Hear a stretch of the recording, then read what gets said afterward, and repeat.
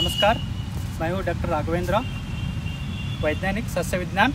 मैं आप लोगों के साथ आज मैं सोयाबीन की जैविक खेती जैविक तरीके से कैसा किया जाता है वो बताना चाहूँगा।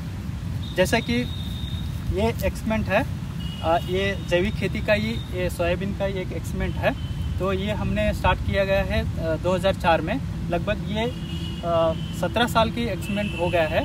तो पिछले 17 साल से हमने सोयाबीन को बिना रासायनिक खाद, बिना रासायन की इंसेक्टिसाइड या पेस्टिसाइड यूज़ किए गए हमने सोयाबीन को इसके अंदर उगाते आ रहे हैं। तो मैं अभी बताऊंगा कि इसके अंदर जैसे हमने खाद की प्रबंधन करना है ऑर्गेनिक तरीके से, और कैसे कीटों को कंट्रोल करना है, और डिसीज़ को भी कैसे हमको कंट्रोल करना है वो, और खरपतवार नियंत्रण कैसे करना है वो मैं बताना चाहूँगा। जैसे इसके अंदर हमने गोबर की खाद, पूरा सड़े हुआ गोबर की खाद 10 टन प्रति हेक्टर हमने बुआई की 20 या 30 दिन के पहले हमने इसके अंदर डाल देते हैं। जैसे आप सब लोग जानते हैं कि सोयाबीन एक तेल की क्रॉप है। इसकी फास्फोरस की रिक्वायरमेंट जो है वो ज़्यादा रहता है, जैसे 60 kg प्रति हेक्टर। सो जो जैविक खाद हमने डालते हैं उसके अंतर्गत हमने जो पूरा फास्फोरस की रिक्वायरमेंट मीट आउट नहीं कर पाते हैं। तो इसलिए हमने जो इसके अंदर जो फास्फोरस की रिक्वायरमेंट है उसको हमने एडिशनली रॉक फॉस्फेट 375 kg प्रति हेक्टर डाल के मीट आउट कर जाते हैं। तो इससे अलावा हमने जैविक तरीके से जो बीजोपचार भी हमने करते हैं, जैसे कि जो बायो कंट्रोल फंजीसाइड्स है, जैसे ट्राइकोडर्मा विरिडे है, इसको हमने 5 से 10 ग्राम प्रति kg बीज से उपचार करके बुआई के पहले फिर बाद में बो देते हैं। इससे अलावा बायो फर्टिलाइजर्स भी उपलब्ध है, जैसे कि राइजोबियम है, फास्फोरस सॉल्युबलाइजिंग बैक्टीरिया है, और जिंक सॉल्युबलाइजर्स है, और भी एम फंजाई है। तो इसको हमने 5 से 10 ग्राम प्रति kg बीज से उपचार करके बुआई के पहले फिर बाद में हमने बुआई किया गया है।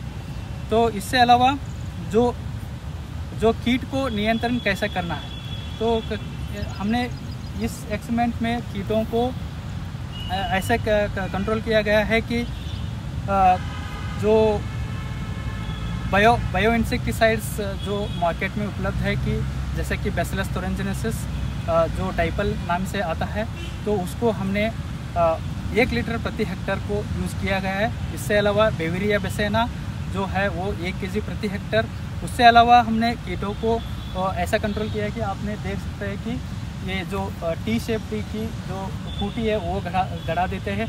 तो उसको गाड़ने से क्या होगा, जो बर्ड्स या पंछियाँ जो है वो बैठ के जो सोयाबीन के अंदर जो इलिया है उसको खा जाता है। उससे अलावा जो ट्रैप्स है, येलो स्टिकी ट्रैप खास करके सफ़ेद मक्खी के लिए, और भी जो लाइट ट्रैप्स है अदर इंसेक्ट्स के लिए, और जो फेरोमोन ट्रैप्स है खास करके जो टोबैको कैटरपिलर और पॉड बोरर है, तो उसको हमने यूज़ करते हैं कि जैसे 25 से 25 जो फेरोमोन ट्रैप्स है प्रति हेक्टर हमने यूज़ किया गया है। उससे अलावा जो खरपतवार नियंत्रण इसके ऑर्गेनिक खेत के अंदर बहुत मुश्किल है, तो वो भी हमने इसके अंतर्गत जो है वो हमने हाथ से ही एक बार जो 25 से 40 दिन के बीच में एक बार हाथ से निकला गया है।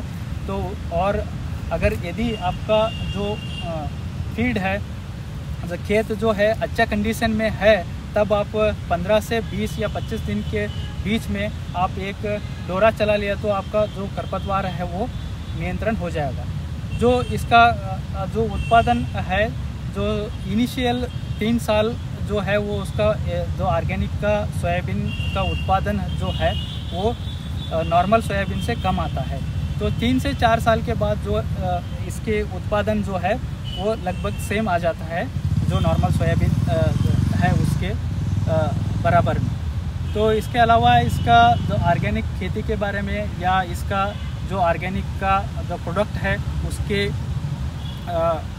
उसके मार्केटिंग के बारे में आपको जानकारी चाहिए तो तो वो अपेडा की वेबसाइट में आपको मिल जाएगा। ये भी गवर्नमेंट एजेंसी है, तो आपको पूरा उपलब्धि उसमें दिया गया। धन्यवाद।